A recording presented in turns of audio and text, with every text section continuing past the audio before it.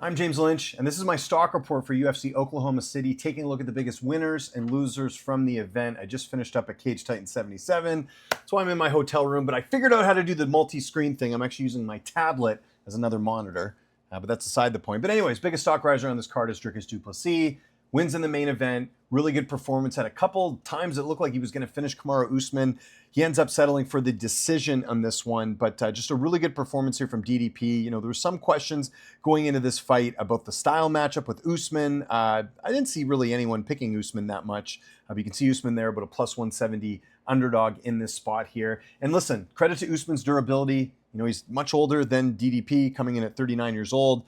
But still showed he's got a little bit left here. He's not at that point where I think you have to be concerned about Usman going out there and fighting. He fought a guy in the prime of his career in DDP and held his own and, you know, looked good in that fifth. But outside of that, Dricus Du Plessis, very impressive in this one. Bounced back in a big way. And I thought looked great in this fight in this spot. And again, we didn't hear much from DDP after the loss to Chimaev. He'd been out for a bit.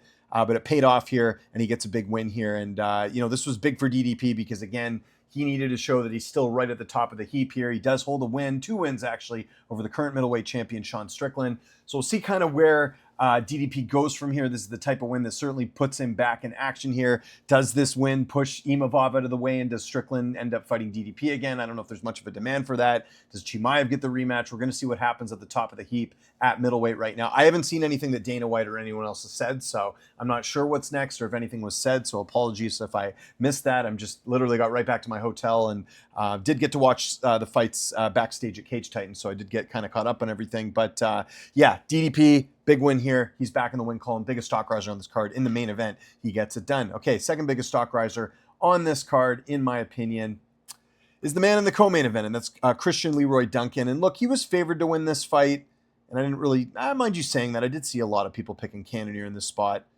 but it's the fact that this has got to be CLD's biggest win of his career. He, you know, beat a guy who also has a win over the middleweight champion in Sean Strickland.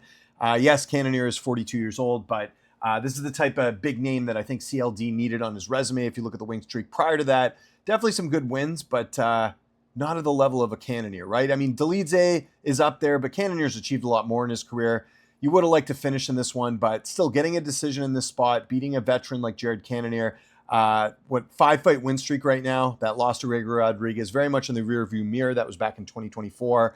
He's actually won 7 of his last 8 fights, so big things ahead for Christian Leroy Duncan. This was a big win for him on a card where he gets the co-main event treatment. He's got to be another stock riser on this card. And third biggest stock riser is a guy that had a lot of hype going in. And, you know, it's interesting. If you look at the odds, they were fairly even, but I think by the end, Tommy McMillan ended up being a big favorite. And he came through. Had a little bit of adversity early on in this fight, but he ends up getting the finish here. Undefeated, 10-0, 28 years old. Sorry. Yeah, 28. Sorry. Can't, should probably just look at my monitor. It looks a little bit bigger here. Yeah, 28 years old, and someone the UFC obviously likes. You know, good friends with O'Malley, trains with Tim Welch, all that stuff. So this was a big win for him. And again, he fought a pretty good opponent here in Montez, who you look at the record there, 11-1 falls to 11-2. Good test for McMillan. They're going to continue to build him up. And I think the UFC views him as a star for them going forward, or someone that they're going to keep building up. So I think this is a very good scenario here for Tommy McMillan. He gets it done. And the fact he goes up there and finishes, because look, I had some criticisms about his debut, not in the performance, but he had a pretty easy opponent in his debut, right? The Italian guy, I forget his name, Zaleski or whatever his name was. The guy who hadn't fought in like 2 years. That was his debut. Let me just have a quick look at this. Yeah, Zachecki, forget how you say his name, but that was kind of an easier fight. Montez is actually, you know, a much better opponent here. So for him to go out there and get the win, you know, he gets one more, we might start talking about some bigger fights here for Tommy McMillan, but he gets a performance of the night bonus. Well-deserved here. Tommy McMillan, definitely a big stock riser on this card. Let's do a couple honorable mentions here. There were some really good performances. I really like what Fatima Klein did against Tabitha Ricci. She had that nice slam and, you know, kind of, I don't know, I'm sure you saw the camera angle of her looking at the camera. I really like what Fatima has been doing here as I'm stumbling over my words. And still pretty young in the weight class, right? Fatima is what, mid-20s? She is 26 years old. So gotta like that. Was a minus 450 favorite. Would have been nice to see the finish, actually minus 490, I should say.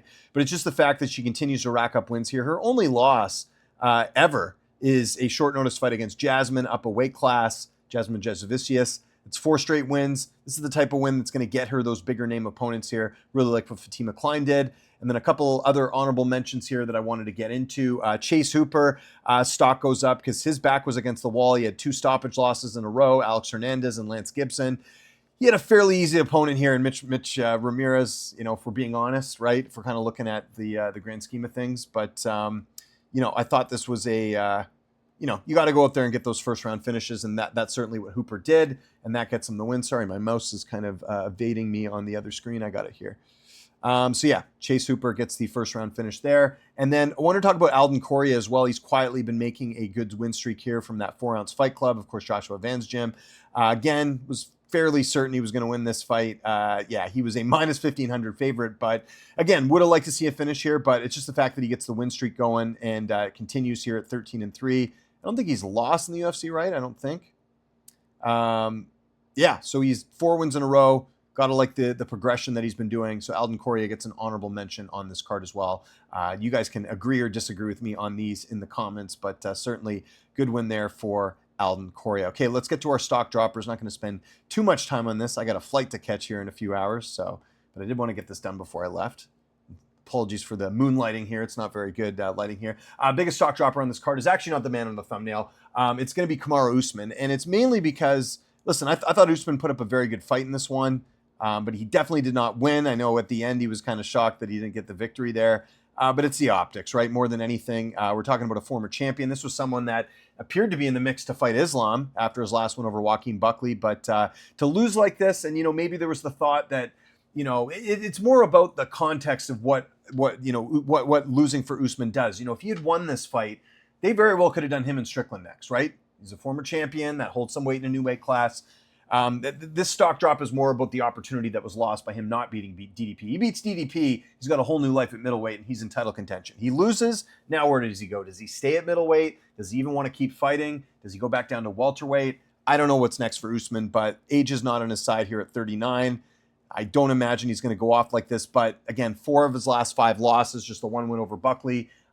Stock drops in terms of like the fact that he was in some sort of contention, right? Like, again, there was talk about him fighting Islam potentially. There was talks about if he won this fight, he'd be in middleweight contention. With him losing, this to me is a bigger loss than what happened to Cannonier, who I'll talk about in a sec. He was on the thumbnail. Tough loss there for Usman. I don't know what's next for him. I imagine he'll get one more, and then maybe, hopefully gets a win there, and then he can ride off into the sunset. But Usman doesn't really have to prove anymore. He's had a very good career. Second biggest stock dropper I mentioned there is Jared Cannonier, who's a big underdog. It's just father time catching up to him, right? If this was Jared Cannonier even 2 years ago, he beats Christian Leroy Duncan, but he's slower, not being able to get the knockouts. Even the Gregory Rodriguez fight, that was a fight where he's had some trouble, but he ends up coming back in the 4th round. That's why, for me, after he lost to Michael Venom Page, I thought, I don't think we're going to see a contender Cannonier anymore. And I don't know if he beats a lot of these ranked guys here. So tough loss there for Jared Cannonier. He's got to be a stock dropper on this card, just with the fact that now he's lost 4 of his last 5, and he might get cut after this fight. It's a little bit different than Usman because he's not a former champion, but he's been in the UFC for a while. So full marks to Jared Cannonier, who's been a long-serving member of the UFC. And third biggest stock dropper on this card, this was a tough one because, again, most of the betting favorites won. So typically you don't have the losing betting favorites in this spot here. But I got to go with Austin Bashi. And listen, Austin's young enough where this loss isn't going to hurt him. And there was, some people who felt like this fight was, closer than it needed to be. Bashi did have some success in this fight. But it's the fact now that he is now, I think he's 2-2 in the UFC now, right? Because he lost to Christian Rodriguez as well. So yeah, he is now, he's now 2-2 for a guy that had a lot of hype, who was undefeated. And I picked Jose Delgado in this spot. Actually, believe it or not, I actually went perfect on my picks tonight. That's a story for another day, I'll tell. But he's 14-2 now. And listen, Austin's so young here, 24 years old. He'll figure it out. I did think Delgado was a bit too much of a step up. It's just the fact that, he was undefeated and now he goes 2-2.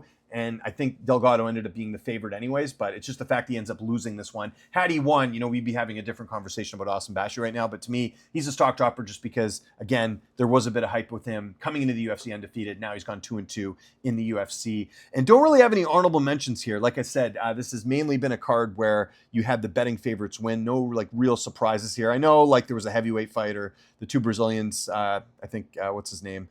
If we're looking at it here, Levi Rodriguez, I think, was the betting favorite. But I mean, how much stock did he have going in? I don't know. I think this is a pretty fair stock list. So that is my thoughts on the card. So let me know your thoughts in the comments here. What are your 3 biggest stock risers? What are your 3 biggest stock droppers? Would love to hear from you.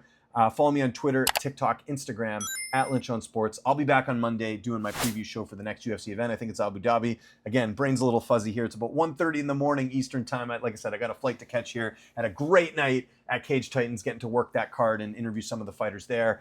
So yeah, that was really awesome. But glad I got to catch up on the UFC as well. My name is James Lynch. Really appreciate you guys watching this. I will talk to you guys this week. Take care and have a good one.